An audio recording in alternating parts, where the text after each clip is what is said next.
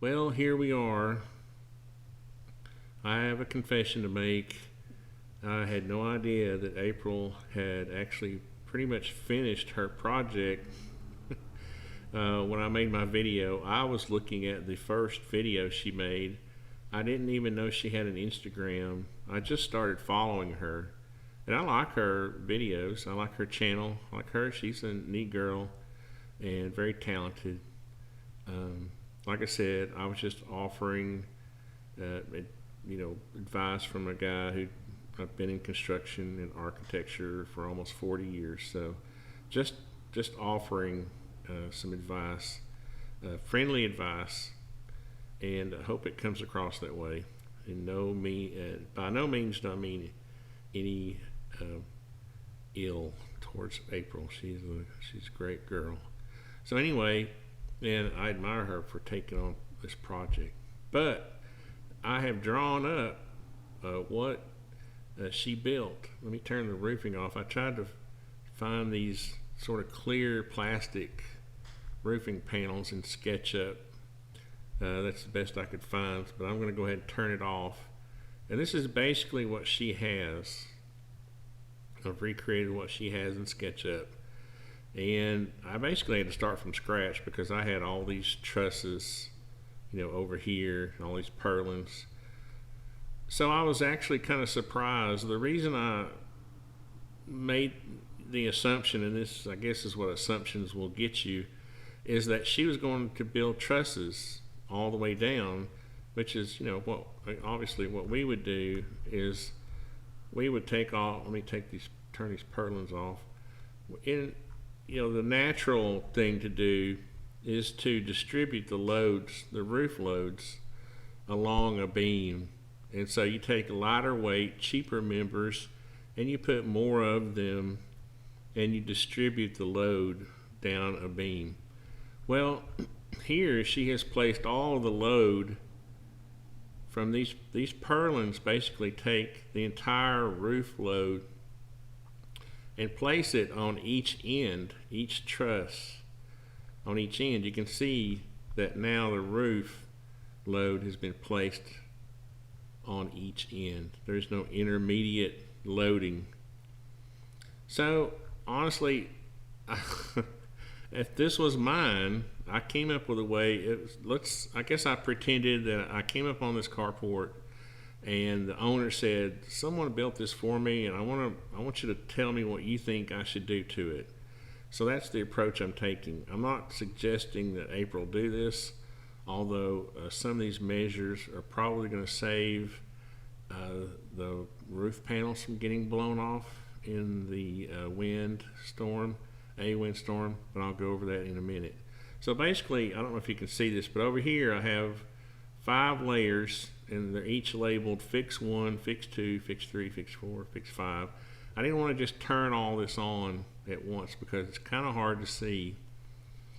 But honestly, I honestly think, and this is all just from my gut, I'm not, trolling April or trying to figure out a way to cause problems for her, but this is from my heart, from my gut. As a guy, I spent 10 years in architecture and 30 years in construction, and I actually for a while was a drafting person when I was younger, drawing drawings for structural engineers, and they would literally just stamp them after I had drawn them. So I have a little bit of experience in design and architecture and mainly construction. And that's just to give you a little bit of a background so that you don't think I'm just some yahoo from Tennessee, because I don't exactly present myself I used to be a big-time project manager in an architecture firm that did projects all over the world, and that's the truth. But I don't present myself that way, so sometimes I catch crap. But anyway, we're going to start with fix number 1. Here we go. Fix number 1 is something that I showed in my drawing, that the new intermediate columns, and I'm going to move this other thing out of the way because it's already annoying me having to worry about it. So I'm going to move it way over here so I can concentrate on this. I still think that these loads need to be distributed more evenly down the side. And my other fix is, I hate to tell you this, but I would go ahead and I would just do this one at a time. I would take and I would prop up each corner, and I would cut those steel posts off and form up a footing just like this on top of the others, and I would tie that, with rebar, core drill into it, and tie this footing to that one. And I would go ahead and do the proper and get those post bases up off the ground. And I'm showing them square here because if I was going to do it, I would just frame it up with 2x6s or 2x8s or whatever, and that'll get them up off the ground. And of course, your two new posts will have two proper footings already when you put those in. So that's fix number one. I guess that's two fixes in one. I would add two more load bearing points, and I would fix the footings. Now, fix number two is, ta-da, let me do that again, turn them off, ta-da, yes, you're going to need to reinforce this roof structure. And the way I would do that is just go ahead and plan on adding these other rafters in here. And of course, the center rafter is in combination with this other beam. This is going to take, all that load in the middle and place it on those two new columns. You've just got way too much roof load just trying to distribute it on the ends. I have a feeling a big snow load, maybe it doesn't snow that much in Texas, but a bigger load would make that sag, I'm pretty sure. But we're going to fix that by adding these new rafters in here. And all this may seem extreme. You could actually, well, this part you could do I would do out of steel, but the following stuff you could do out of wood, okay? I'm not going to go so extreme. And so you see, where I'm going with this is why I made the comment about the crazy amount of steel in this job. When I first saw it, I imagined all this steel, and knowing how much it cost, I was imagining crazy, amounts of money, when this right here would have been, a third of the cost, the way I show it, based on what's going to have to happen to make this really structurally sound. So that was fix number two. Okay, so fix number three is going to be collar ties. In the world of roof construction, you need collar ties, and these are these horizontal members right here to hold the roof from pushing out. And you say, well, ArtisanTony, those are welded connections. Welded connections don't solve this problem for you. This roof load wants to push out on the sides. And if we were doing this, well, I said yesterday in a comment that we build a certain way no matter whether the code requires it or not, but at a minimum, a building inspector coming up to your project is going to require collar ties on these rafters. He's going to freak out anyway once he sees the way it's been built, but this would help. So that's fix number three. Fix number four, you're going to freak even more, but I'm going to go ahead and do it. Turn on fix number four. Ta-da! Let's do that again. Ta-da! Here's the problem with these plastic, and I went and verified this. These plastic roofing panels will not span 4 feet. Okay, I don't know if you can see my little extra purlins in there, but I'll turn the roofing back off. They will not span, and let me turn my fix number 4 off. The roofing panels will not span that far. She's running them in this direction. Okay, they will not span 4 feet. I'll just show you. Okay, 4'10". Okay, she's only got 2 intermediate if I turn off fix number, okay, remember this is her building now, okay? She's only got 2 intermediate points for the roofing to land on, okay? And the plastic roofing, if it was metal, it would have been a little better, but we still would have never spanned the roofing over 2 feet. So not only are we looking at these other measures to reinforce the roof, we're talking about now providing proper spans for the metal roofing in between these. And you could do this with, it would be a lot of work, but you could do this with wood 2x4s.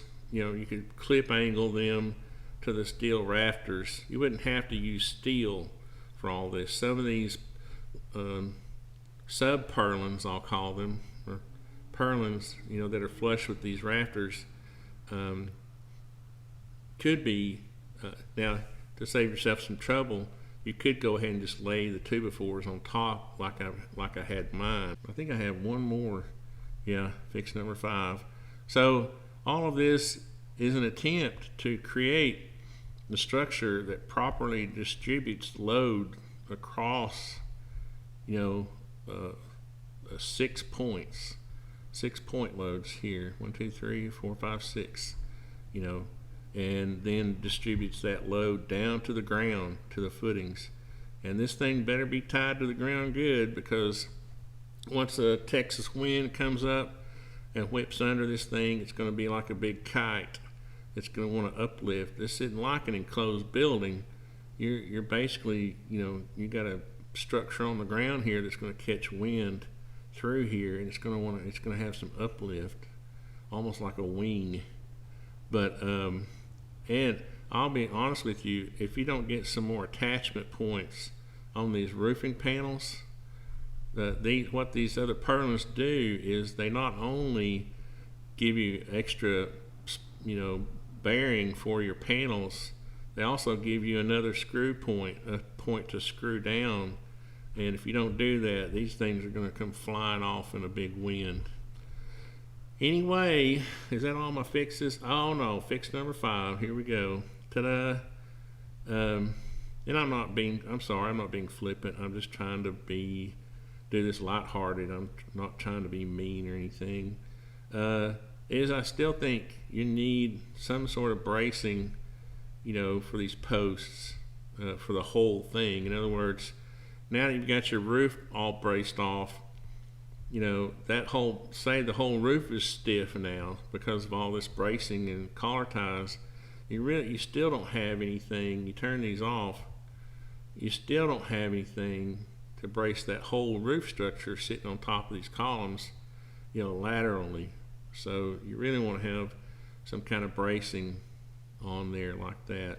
Now, let me say this. I actually honestly, to be perfectly honest, I like the looks of, if I turn off all these fixes, you know, and I like the looks of the carport, okay? But unfortunately, this is kind of like a first-year architecture student when we used to, my boss, the owner of the architecture firm I used to be a project manager for, would come to me and say, "Hey Tony, I got this intern. I want them to hang out with you this summer." I'd be like, "No, not me." And they would design these things, you know, as exercises, and they were very cool looking.